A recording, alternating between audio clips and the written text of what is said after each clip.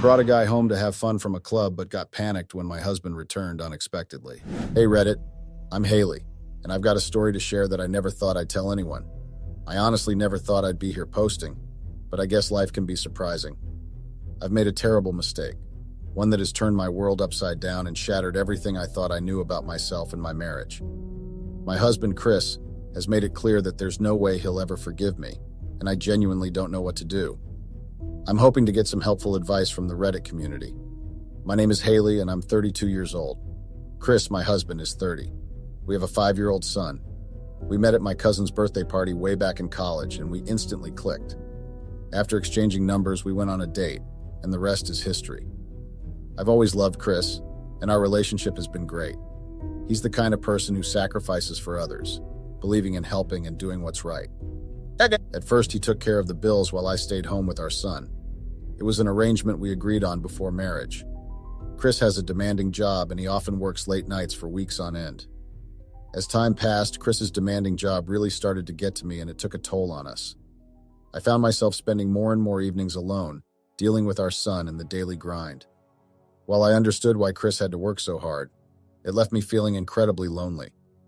Our conversations became short and to the point, and I missed those deep talks and moments of laughter we used to share. Those late nights he spent at work were like lonely stretches of time. Our conversations became more about practical stuff and less about us. It felt like we were drifting apart, slowly but surely. It felt like our spark was fading, and I was desperate for some excitement, something to break the monotony. It was like I was searching for a missing piece, trying to find a way to feel alive again amidst the routine. The loneliness started to eat at me. I wanted someone to talk to, someone who understood. I'd scroll through social media, seeing others' seemingly perfect lives, and wonder where our spark had gone. Trying to fill that emptiness just made it worse. I began to question if this was all life had in store for us. Was this quiet, empty feeling the price of stability? I felt torn between wanting to talk to Chris and feeling guilty about it. I knew he took on this demanding job for us, to give us a better life. In his previous job, things were okay, and he had more time for us. But after our son was born, expenses piled up for us. Plus, I wanted a better place to live, a house I felt we could truly call home. Chris knew how much moving meant to me. He worked tirelessly, sacrificing his time and energy to secure this new job with better pay. It was a dream come true in many ways. We could afford a house and provide more for our family, but that also meant he was busier than ever. His dedication to our son, however, was amazing. It was something I admired. Chris adored our little one, and he cherished every moment with him. But I couldn't help but feel a pang of jealousy at times because I realized I wasn't getting that same level of attention. He would cancel plans to be with our son, but not for me. I wanted to talk to him about this, about how I felt sidelined in our marriage. But every time I thought about it, guilt washed over me. Chris had worked so hard for us, and here I was, wanting more. I realized I needed something to keep me occupied, even if just a little. Our son was growing up, already in kindergarten, so there wasn't as much need for me to be at home all the time. That's when I brought up the idea of getting a job to Chris. He was understandably surprised because I had never been keen on working outside before. I always enjoyed being a stay-at-home mom, aside from the loneliness that crept in. When Chris asked why I wanted to work, I didn't tell him the whole truth. I couldn't bring myself to say that it was because I felt isolated and lonely at home. Instead, I mentioned feeling a bit bored and thought it would be a good change. He was supportive, as always. Chris reassured me that I didn't need to work, and he wouldn't expect me to contribute to the bills. He insisted that he would continue covering all the expenses. He even suggested that I could use my paycheck for myself, to buy things I wanted or treat myself. His words made me genuinely happy. It meant I could keep the money I earned, a little independence in the financial aspect. It was very comforting to know that I could have a bit of financial freedom while still being taken care of by Chris. Getting a job didn't take me long. The pay wasn't extravagant, but it was decent, and the hours were manageable. What really sold me was the flexibility it offered. After a successful interview, I was given a start date, and that's how my journey in the workforce began. The first few weeks were a bit exciting, but way more exhausting. It was a new experience for me, and I'll admit I wasn't particularly fond of it at first. However, it kept me busy and distracted from my feelings of loneliness. Despite the challenges, the job's flexibility allowed me to balance my time between work, spending quality moments with my son, and managing household chores. Adjusting to this new routine wasn't easy, but I was determined to make it work. I met Tina at work, and from the start she was incredibly friendly and welcoming. She quickly became a significant part of my life. We hit it off immediately, and we quickly bonded over our shared experiences and interests. She had this friendly and outgoing personality that drew people in, and I was no exception. In a workplace where I was still finding my footing, her warmth and helpfulness were like a lifeline. I was very grateful for her companionship, especially since I didn't have many friends. Loneliness had been a constant companion, and Tina's warmth felt like a ray of sunshine in my life. At first, I didn't notice anything off about Tina. Sure, there were moments when I sensed something wasn't quite right, but her kindness overshadowed any doubts I had. Besides, I was so starved for genuine connections that I welcomed her into my circle without hesitation. I had always struggled to make friends, even back in school. It felt like I was always on the outside. I never quite fit in with the crowds, and that loneliness followed me into adulthood. Loneliness had been a constant companion for me, even before Tina entered the picture. Growing up, I struggled to connect with others, both at school and within my own family. I wasn't particularly close to my relatives, and while they cared for me, we never had that deep bond that some families seem to effortlessly possess. As for friendships, like I've said before, they were always elusive. I never seemed to fit into any group, always feeling like an outsider looking in. This lack of connection left a void in my life, one that I tried to fill with activities and distractions but never quite succeeded. When I met Chris, everything changed. He wasn't just my husband, he was my best friend. We shared our hopes, dreams, and fears with each other, creating a strong bond built on trust and understanding. He was the one person I could rely on, the one constant in a world that often felt uncertain. But even with Chris by my side, there were moments of loneliness that crept in. His demanding job kept him away for long hours, and that meant I had to go through those quiet hours alone. It was during those times that I felt extra lonely, especially if our son wasn't home. I always felt that I wouldn't have been this lonely if I had some friends. So when Tina reached out and showed genuine interest in being my friend, I was excited and welcomed her with open arms. It had been a long time since someone had taken an interest in me, and I was eager to embrace this newfound companionship. Back then, I didn't know then that our friendship. My husband was at work as usual, and our son was away at a sleepover for his cousin's birthday. It was just me in the house, and Tina, ever the instigator, suggested we hit the club. I was hesitant at first, I wasn't really feeling it, but Tina's a very persuasive person, and before I knew it, we were at the club, drowning our thoughts in drinks. Here's where it all went downhill. You know how alcohol can mess with your head, right? Well, it did a number on mine. It clouded my judgment and made me do things I'd never imagined myself doing. I noticed a guy who caught my eye. He was good-looking and looked younger, maybe in his early 20s. I liked him, but I didn't make any moves because deep down, I knew it was wrong. Tina, however, kept whispering in my ear that it was just a harmless fling, that it didn't count as cheating because it was in the club, and that I could blame it all on being drunk. I should have ignored her, but I didn't. I made a mistake that I deeply regret. I walked up to the guy. I was very nervous. The music was blasting, so we had to lean in close just to hear each other. We talked and flirted for a bit, and I asked if he wanted to come back to my place, and to my surprise, he agreed right away. Looking back, I can't believe I did something so impulsive. I can't even comprehend what I was thinking or what drove me to make such a reckless decision. It was like I was under some sort of spell. After agreeing with the guy, I went back to Tina to let her know. I promised to fill her in on all the details the next day. She supported me, of course. I made sure she was okay to stay longer at the club before leaving with the guy. I left the club with him. He came with his car, so he had to drive and follow me. We headed to our house, and I ignored the nagging voice in my head telling me it was a terrible idea. We immediately started having sex. Any regret I had was gone to the wind. We had sex for hours all night. It was probably the alcohol that made us go on for that long. After that, we were so tired we just crawled into bed and kind of fell asleep. I wasn't really worried about anyone barging into the house as my husband wasn't supposed to come until the afternoon or maybe late evenings. I generally don't know which, but I knew that he was not coming in the morning. As for my son, the sleepover was only the first phase of the birthday party, and the next day was the actual party. So I knew that he would not be back until the party had ended. After we were done having sex, we kind of just flopped on the bed and fell asleep shortly after that. However, I don't think we had slept for more than an hour or two when I heard the front door slam shut. When that door slammed shut, my heart skipped a beat, and panic set in like a tidal wave. I shook the guy awake, whispering urgently that he needed to leave right away. He scrambled to gather his things and dress, while I strained to hear my husband's footsteps to gauge where he was. I was surprised he didn't even call out for me, but I guess he must have assumed I was still sleeping. I practically begged the guy to hide until my husband left the house, but he surprised me by flatly refusing. He muttered something about not knowing I was married and how he wouldn't have gotten involved if he had known. It was a lame excuse considering the family photos scattered all over our home, but I hadn't mentioned my marital status in the heat of the moment. To him, I was just a one-night stand, nothing more. I couldn't risk my husband walking in on me naked. I hurriedly threw on some clothes and the guy made his way downstairs. Just then, fate decided to play its hand, and my husband and the guy crossed paths on the stairs, the guy going downstairs and my husband coming up. There was a tense moment where apologies were hastily exchanged, the guy explaining he had no clue I was married, and my husband visibly shocked and upset. In the end, the guy left in a hurry. He sounded so awkward and regretful.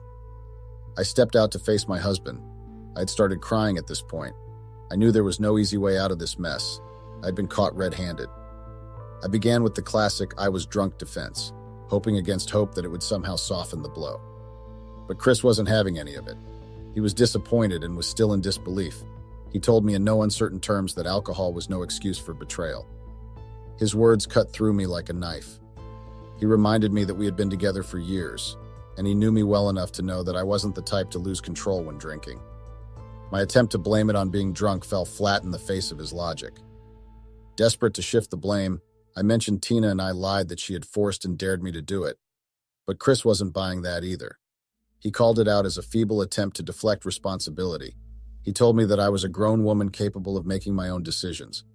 He said that I wasn't some 5-year-old and that I was definitely not brainless. He pointed out that I should have known better, that I should have thought before acting on someone else's dare, and that trying to shift the blame was even worse. He made it clear that forgiveness was off the table, that this breach of trust was unforgivable. The final blow came when he declared that our marriage was over. That was when I realized that there was no turning back. I begged and pleaded, but he was adamant. He wanted me out of the house before our son returned. He didn't want him to meet us arguing, and he said he would find something to tell him. I bawled my eyes out, begging and pleading like my life depended on it. But he was stone cold. He told me bluntly that it was over. He wasn't going to leave the house he had struggled to buy, so I had to be the one to go. He said my constant begging was only making things worse, and that he needed time away from me to think. He said that no amount of pleading or trying to reason with him would make a dent in his decision. After a few minutes of back and forth, I finally gave in and agreed to leave. I initially wanted to grab just the essentials, but he insisted I take everything. He made it clear that he had worked damn hard to provide for us, and my betrayal had wrecked everything we had built. I tried to make deals, promising to quit my job, be a full-time mom again, always share my whereabouts, cook every night, and even give up my phone and do whatever else it took to rebuild trust. But it was like talking to a brick wall. He was done with my excuses and apologies. With a heavy heart and a load of tears, I packed my stuff and walked out. It hit me hard that my actions had torn apart our marriage and the life we built together, and no amount of begging or deals could fix it. It was a tough pill to swallow, leaving our home knowing I'd wrecked everything. I found myself in a real mess, scrambling for a place to crash. First, I called up Tina, thinking she'd have my back. But boy, was I wrong. She not only turned me down, but also made me feel like it was all my fault. It hurt me a lot that someone I thought was a friend could ditch me like that, and then blame me for everything and wash her hands of any responsibility. Next, I tried my family, hoping for some warmth, but they all had excuses. No space here, too crowded there. It was like hitting a brick wall at every turn. Feeling abandoned by them stung. I know we haven't always been on good terms, but they were my own flesh and blood. I thought about my in-laws, but quickly scrapped and dropped that idea. They'd dig into why I needed shelter, and my whole mess would spill out, leading to another eviction. So there I was, checking into a motel. I had nowhere to go. I felt like reaching out to my old friends was awkward after being out of touch for ages. For the rest of that day, I poured my heart into calls and texts to my husband, begging for a response, but silence was all I got in return. Reddit, I'm at my wit's end here. Any advice or support would mean the world to me right now. Update. Hey Reddit, I knew I'd face some backlash posting this, but the amount of negativity has been overwhelming. I understand I messed up and deserve criticism, but I'm here seeking advice, not insults. Many are saying my husband may never forgive me, and while that's a possibility, I'm holding on to hope. We've built years together, and it feels crazy to consider throwing it away over one drunken mistake. Regarding Tina, yes, I've cut off contact well in a way, I guess. We work together, so it's been awkward at work, with me avoiding her and our co-workers noticing the change. I'm not entertaining questions about it. Please stop suggesting I stay with other friends or at a homeless shelter. It's not as simple as it sounds, and I'm still figuring out my housing situation at the motel for now. I feel like reconnecting with old friends just for a place to stay would have been uncomfortable. Plus, I didn't want to burden them knowing they likely wouldn't agree. And staying at a homeless shelter wasn't an option I considered. Right now, I'm still at the motel, trying to figure out my next steps in terms of housing. So on to the actual update. Not much has changed since last time. My husband and I are talking, but it's pretty limited.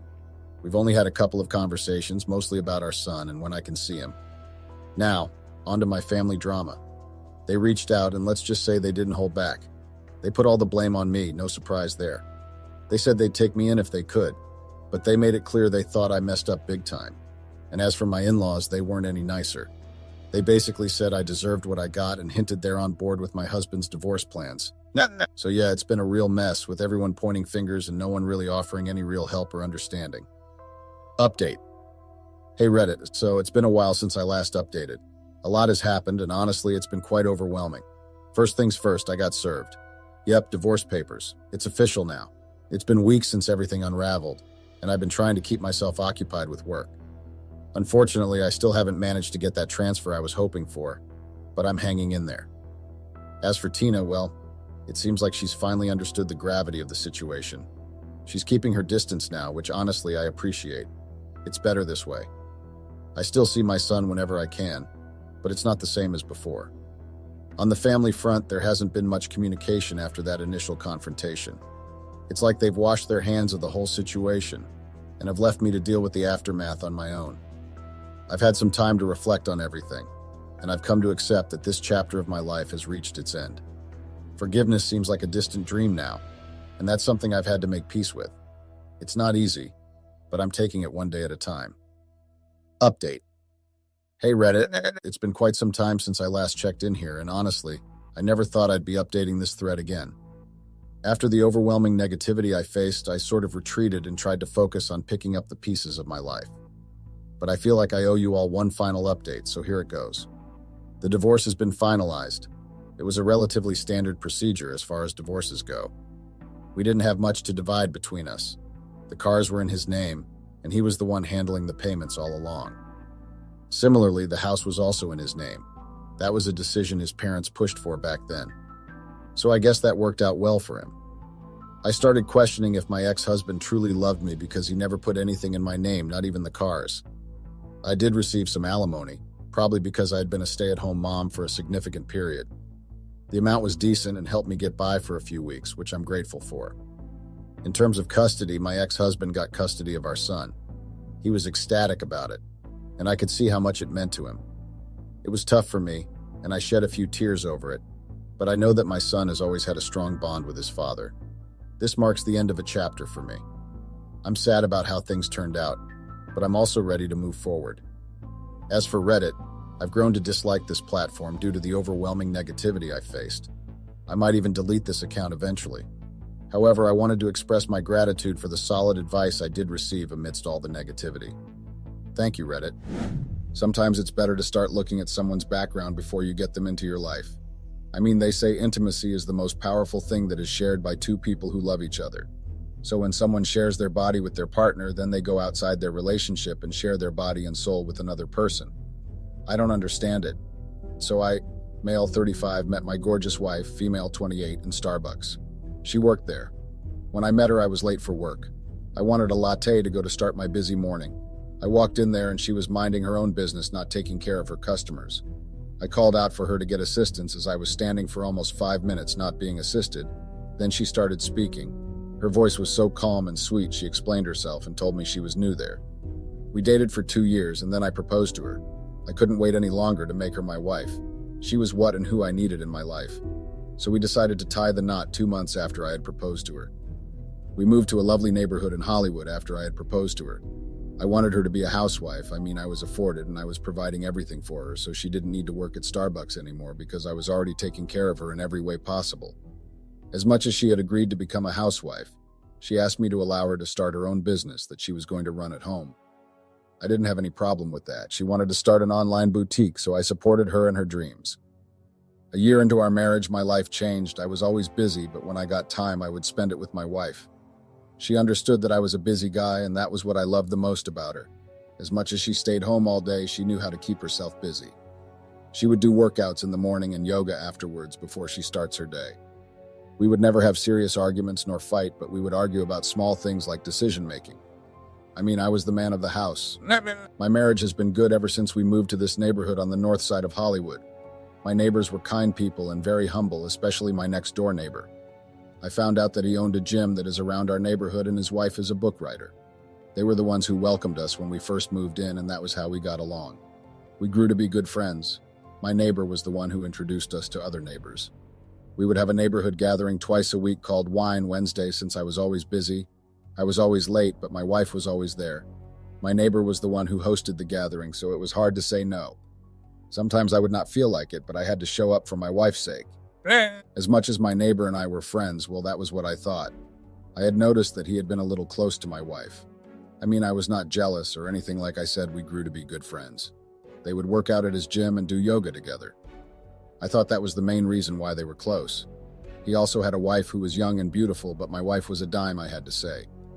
He once came to fix my kitchen sink since it was leaking and I wasn't around, so my wife asked him to fix it. I got angry and asked her why she didn't call the plumber. She told me that I was overreacting and that the neighbor's wife was at the house, so she told her that the kitchen sink was leaking, meaning she was the one who asked her husband to fix it for us. She even told me that they were being friendly and helpful since I was always busy. Yeah, right, something wasn't right. The tone of her voice sounded like she was rehearsing to say this the whole day. I just collected myself and told her that next she should call the plumber. Was I exaggerating about this whole thing? Ever since that day, our relationship hasn't been the same, and I wondered why. We would talk and spend some time together like we would do, but that time something was different, I felt. I'm a man that has a good instinct, and I believed and trusted in my instincts, so if my conscious instinct told me that something was wrong, there was definitely something wrong. All of a sudden, she started buying new clothes and a new set of perfumes. She changed a lot to a point that every Wine Wednesday she would be wearing a different outfit dressed to impress with a red lipstick. I addressed the issue trying to trap her in a conversation, but she said she was trying something new since she was always home. I trusted her. I knew she wouldn't do me dirty. If I had a day off, I would go to the gym and work out with them, but every time when I joined them, it would get awkward. I got promoted at my job and I was made senior partner because of my work ethics. New position means a new schedule of back-to-back meetings, and also I started arriving late at home. I no longer went to the gathering like before as I was caught up at work. My life transformed and took another trajectory. My wife and I started to argue more often because I would sometimes not keep promises because I would forget. She no longer understood my work and she started being paranoid, suspecting me of cheating on her at work. I loved my wife very much to even think of that. Work was keeping me on my feet, so where would I have got time to cheat? I respected my job, my wife, and my colleagues, which was why I had never even shared a hug with them. I was always professional when it came to my job. That's when I started suspecting that my wife might be cheating on me. The sudden change I felt like I was being compared to. Well, time went by and I started to realize my wife was always on her phone like she was waiting for someone to text back. Also, she started to work out twice a day in the morning and afternoon, which raised my suspicions. She then changed her diet, but she hasn't stopped dressing to impress. I wondered why the sudden change because I had never complained about her weight or dressing code. Something was definitely going on. Was I also getting paranoid? Another thing I once caught was my neighbor staring at her. Well, she didn't notice that the neighbor was staring at her, but I ignored it. So one day I saw them talking to each other, but what caught my attention was their eye contact. I guess my wife didn't see me coming until she heard the neighbor greeting me. She got shocked and kind of panicked. Why would she be shocked and panicking if there was nothing going on between them? I then knew that I had to be a gentleman and not jump into drastic conclusions, meaning I had to address the issue in a right manner. So I did what every man who loved his wife would do.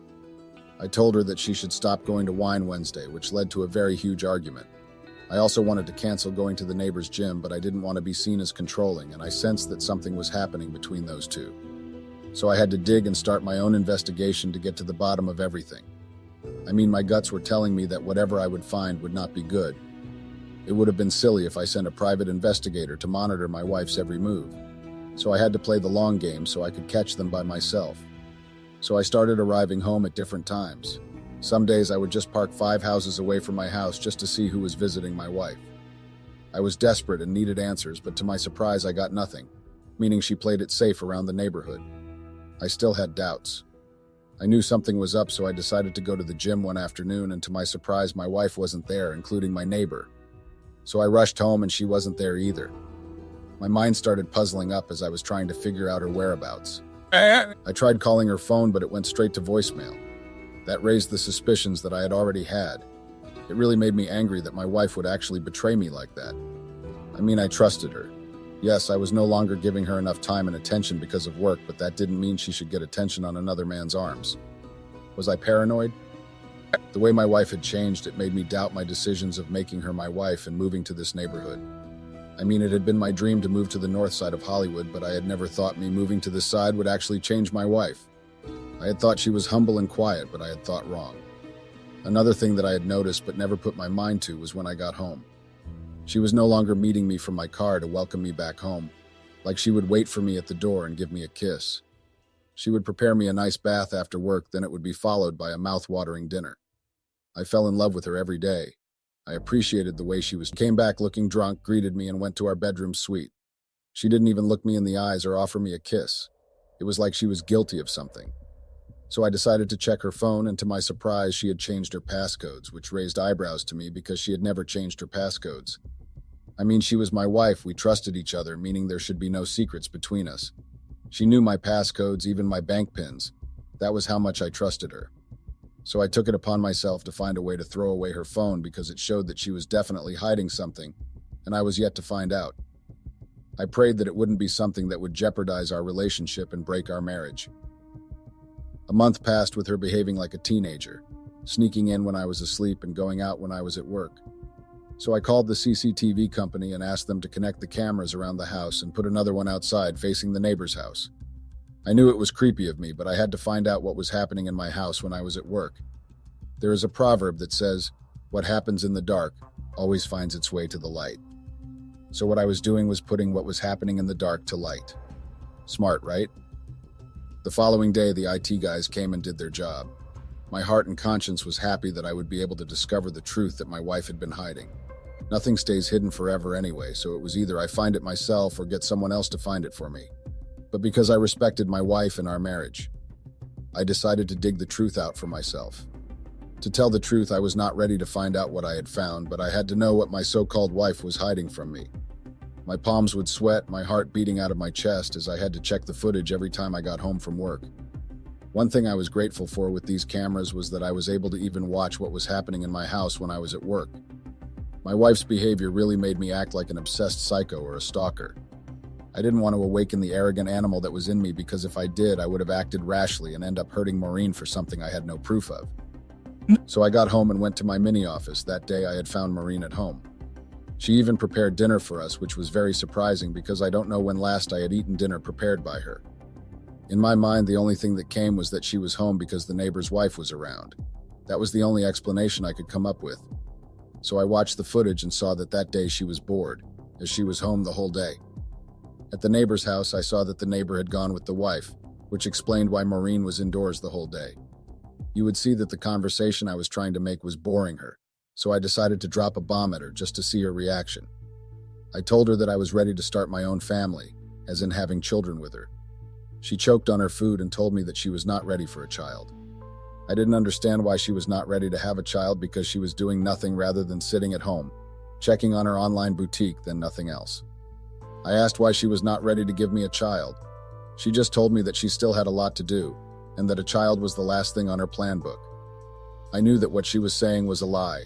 It's every woman's dream to have their own family. Well, not all women's dreams, but you know what I mean. I needed an heir to continue with my legacy. I was not getting any younger, so I needed to have a child that would carry on with my property business. As much as I was working under another real estate company, under another man, I still had another backup plan for future purposes. A few weeks later, I was still checking the footage every now and then. So as I was watching it, I saw my wife going inside the neighbor's house wearing her short silk gown. I got confused on why she would go to the neighbor's house with a short silk gown early in the morning, because when I checked the time, it was not even 10 in the morning, meaning I had been gone for an hour because I used to arrive at work around 8 in the morning. What I saw made me angry. I couldn't even concentrate at work because I was busy thinking about the footage. I was disappointed in my wife. One day I decided to confront her about the issue, so I asked what she was doing at a neighbor's house at 10 in the morning whenever the neighbor's wife was not around. She just busted on me and asked if I was accusing her of something. Her voice was of a guilty person, and I knew that she was really hiding something. So I asked why she was being defensive, because I was asking calmly, and she just got worked up for no reason. She even got angry at the fact that I was spying on her. Who wouldn't spy on a wife that suddenly changed and started degrading herself? I had been saving the videos since I started watching them. I don't know why, but I felt like I would save them for future purposes. So as I continued following up on what was going on in my house, things didn't change, and the fact that my wife would wake up, take a bath, and go straight to the neighbor's house, either in her short silky nightdress or she would wear workout gears to make people think she was going to the gym. Have you ever regretted the day you and the person met? Yes, I regretted meeting my wife and falling in love with her. I regretted even getting her service at Starbucks. But I guess beauty and personality can be deceiving, because what I would always look at when I was at work or came back from work was the total opposite of the Marine that I had fallen in love with. She was a whole different person, the one I fell in love with. Always natural and always not afraid to embrace it, but now that the neighbor's wife was the person of class. My wife forgot who she was and started wanting what the neighbor's wife had. She even started wearing like her, all in the name of trying out new looks. Isn't that being greedy and selfish? What I lacked or didn't do that would make my wife resort to changing herself and not appreciate the life she had. Days turned to weeks and one thing was happening, but during one sunny day my neighbor would come to my house and they would end up having heated arguments. I wished I heard what they were arguing about, because it looked really extreme. So that day I got back home early and I found my wife cooking. She looked happy for someone who had an argument with her cheating partner earlier. She offered to prepare me a bath. I thought I was losing my mind or seeing things. But that went on for like a month, and the CCTV showed that she had changed her schedule of going to the neighbor's house. I mean, the guy was working from home, so there was no way he was not at the house, and because my wife was still going there and came back earlier than before, I thought they had broken things off and came back to their senses, because my wife started spending less time at the neighbor's house till she totally stopped. She became the wife I had fallen in love with, a natural and respectful Marine, but my guts were telling me that all that she was doing was an act. She started engaging in intimacy with me. Well, I had missed her, so I played along. I somehow forgot that she was cheating on me with the neighbor. I was a fool, right? I just wanted and needed my wife back home to me, but when we got here, she saw the opportunity to change and not change for the better. Our intimate moments were on fire. She even started introducing some new intimate moves in our bedroom. She was kind of wild, and to my surprise, I liked it. So one weekend we were spending time together, I had noticed the changes in her body. She was getting chubbier. She would choose what to eat and not eat, and she started hating my cologne. She asked me to change it. I got worried about that sudden change. It didn't come to me that she was pregnant, so I asked if she was okay. She told me that she would be okay once I had stopped using the cologne that I was using. I then told her that I would take her to the doctor.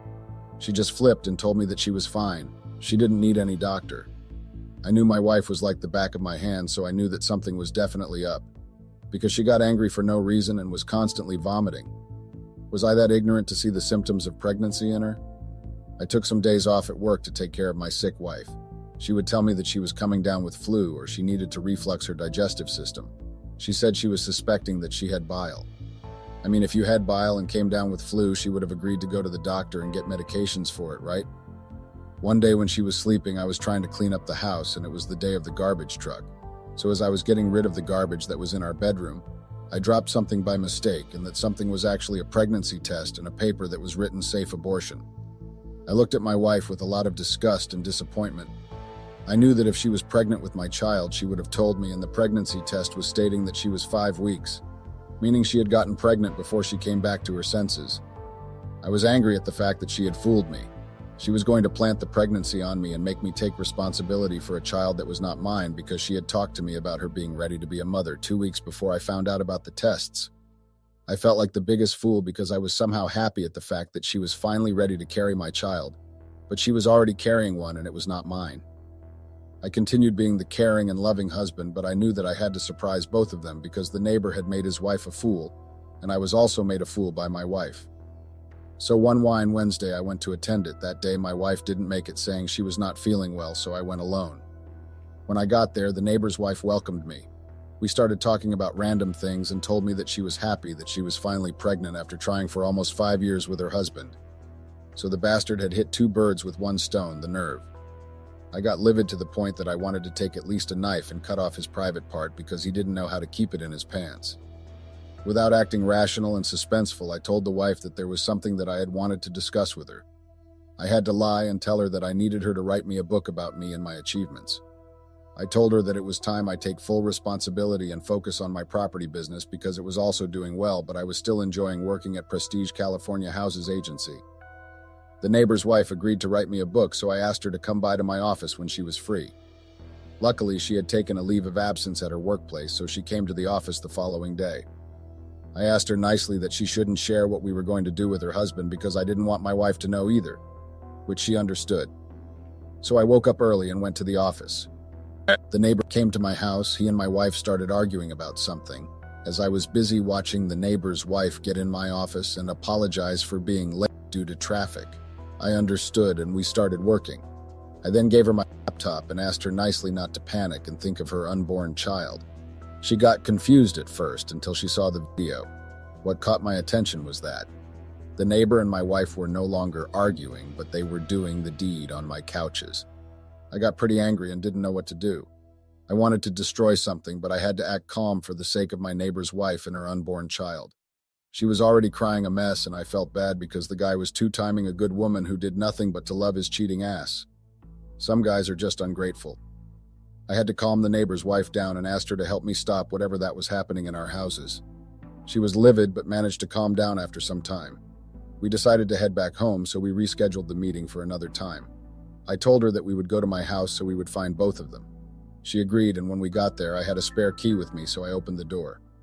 As we got in the house, we found both the neighbor and my wife sleeping peacefully and cuddling on my couch.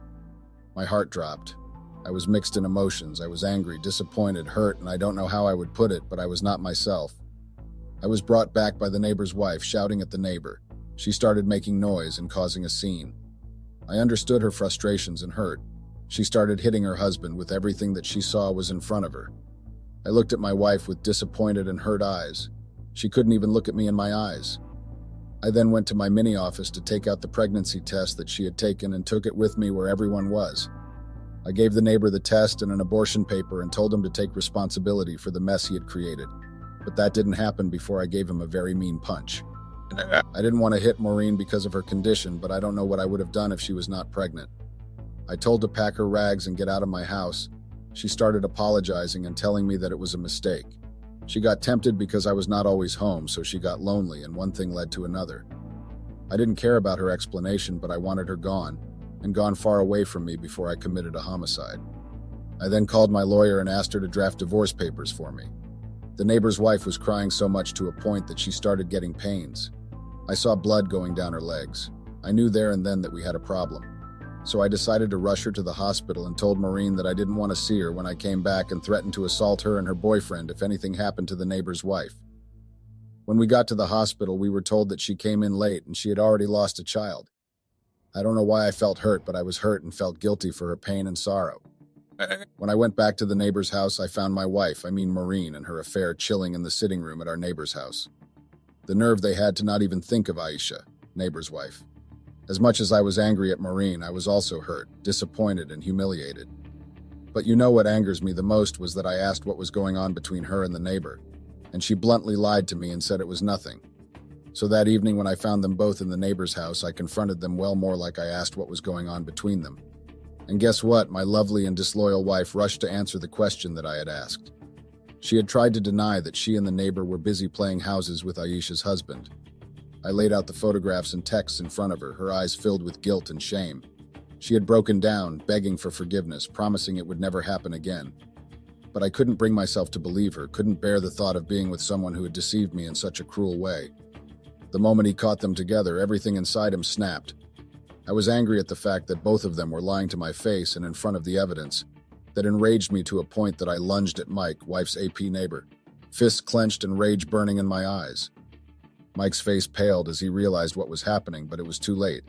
My anger consumed me, to a point that it was even overpowering any sense of reason or logic. I unleashed my fury on Mike, each blow fueled by the betrayal I felt from both my wife and our supposed friend and neighbor. Mike tried to defend himself, but I was too far gone to care. I wanted to hurt him, to make him pay for what he had done. "Please, John, stop," Mike cried out, tears streaming down his face. Imagine a grown-ass man crying in front of his AP or girlfriend or whatever they call each other. But I couldn't hear him over the pounding of my own heart and the rush of adrenaline in my veins. I didn't want to stop. I wanted to keep going until the pain inside me matched the pain I felt in that moment. That time, Maureen stood frozen in shock, watching as I was attacking her lover with a ferocity she had never seen before. She tried to intervene, but I pushed her away, my focus solely on Mike. Finally, when I could no longer lift my arms, I collapsed to the ground, breathing heavily and shaking with emotion. Mike lay on the floor, bloodied and bruised, whimpering in pain. The room was filled with an eerie silence, broken only by the sound of heavy breathing and the occasional sob. As my rage began to fade, I felt a different kind of emptiness wash over me. The adrenaline that had fueled my fury was now gone, leaving behind a sense of loss and betrayal that cut deeper than any physical pain ever could. I looked up at Maureen, tears streaming down her face, and realized that she was no longer a factor in my life, and I had to let her go because she was no longer the person I fell in love with. All I saw was a witch who doesn't respect herself and her wedding vows. She had made a terrible mistake, the kind of mistake that is not easy to forget. At that moment, I knew that I had to make a choice. I couldn't let the anger and betrayal consume me, tearing apart everything I had held dear. Or I could try to find a way to forgive, to move past the pain and focus on myself and my job. It's not like I was the first person to be cheated on. It's part of life, right? As I looked down at Mike, still laying on the floor, I knew that I had to find a way to let go of the rage that had consumed him because they didn't deserve my energy and my rage. I'm sorry, Mike whispered. His voice was barely audible. I just spat at him and clicked my tongue before heading out. I had even forgotten that I had gone there to fetch Aisha's changing clothes, so before I left the house, I told Mike that his wife had lost her child and she needed clothes to change. Then I told Maureen that she should come to the house and collect all her belongings because I no longer want to see her. She tried begging me, but I just left. 2 months later, I had filed for divorce and I was focusing more on my work. I'm not ready to move on or start any relationship because I now have trust and anger issues, but therapy has been my friend so slowly but surely I was getting there. I made sure that Maureen left with nothing but the clothes that she came wearing. I donated her clothes to charity and closed all her cards. My life has been okay, no complaints. I do miss Maureen at times, but moments may be gone, but memories are always there, right?